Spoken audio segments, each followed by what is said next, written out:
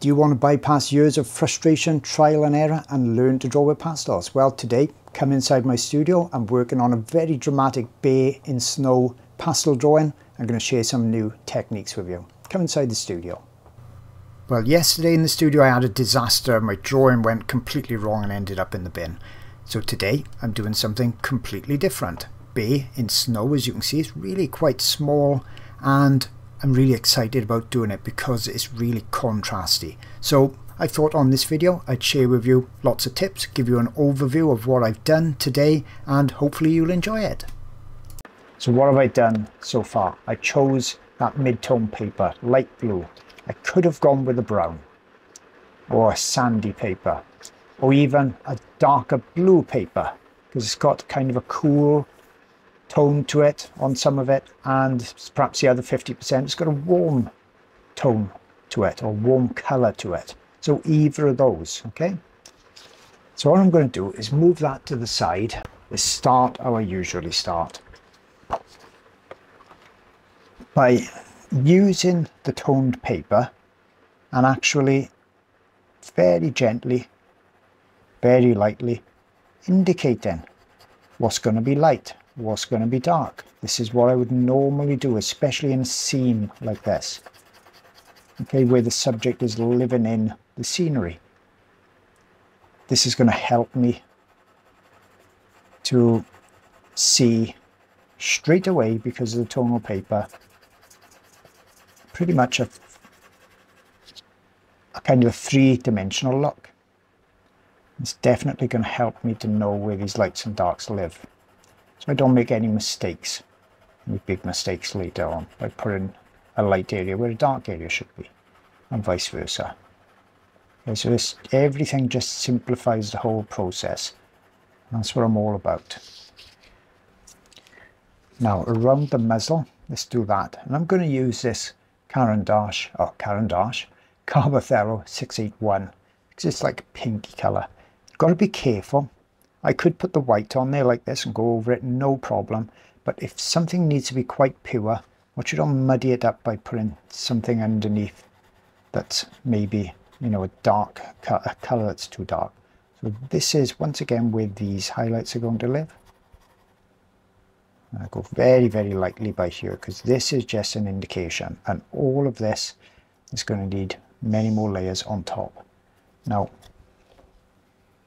white on that bit of nose, so rather than just use that pink, let's do it pure white,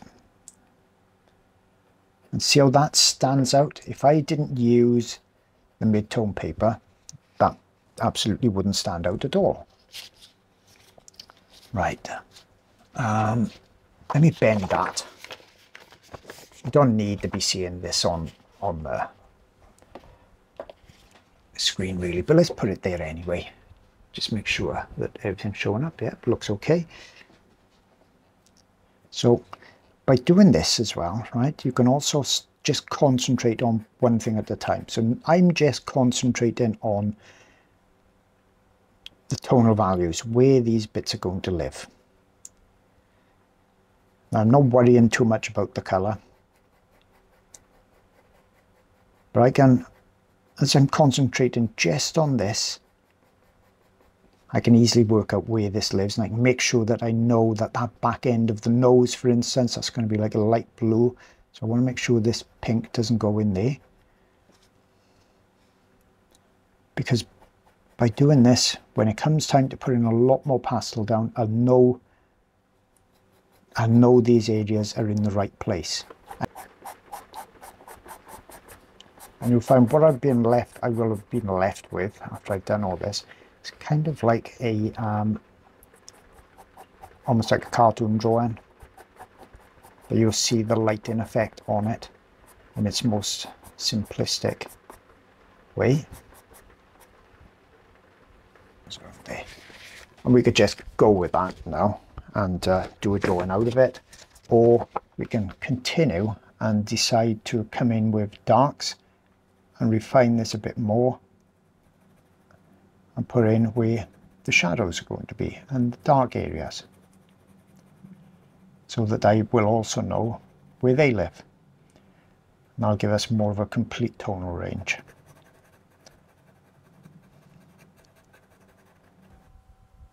Okay, so now I've done the most basic start of all. I want to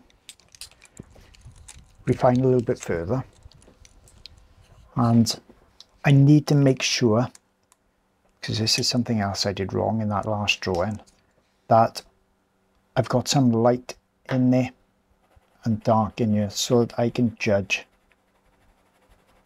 the tonal range of everything else by it. So this needs to be the snow. Okay, so now I can judge everything else across from that now, because that's light. Up here, let's put a bit of this blue in. And it comes across to that area there, comes up. And don't forget, we can use our pencils like that.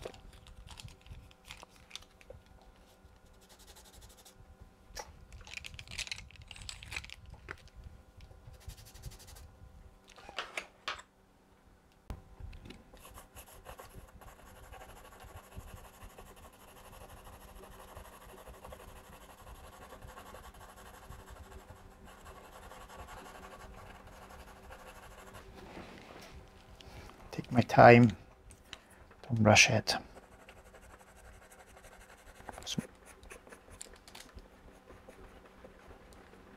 See, if you want it to look smoother, you shouldn't have a big difference between the highlight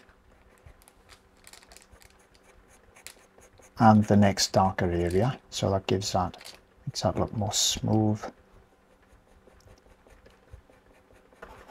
Give me quite a warm colour around there. Pit 2-1, 2-8, similar to other 3.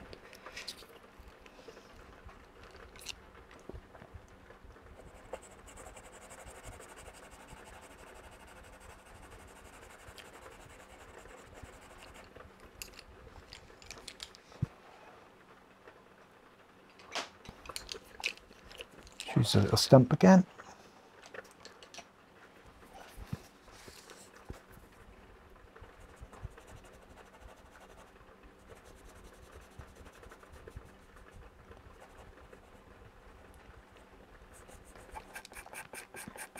I don't like to give up on my drawings if things go wrong, and it happens, as I said at the beginning of this, very, very rarely that I give up. I almost always keep pushing through, because I know most of our drawings go through ugly stages, that's for sure, at least mine does. And you don't want to be giving up when, you know, another 10 minutes would have made a massive difference. But it's also good to know that when you lose, I think the difference is when you lose kind of the motivation to do it, that drawing,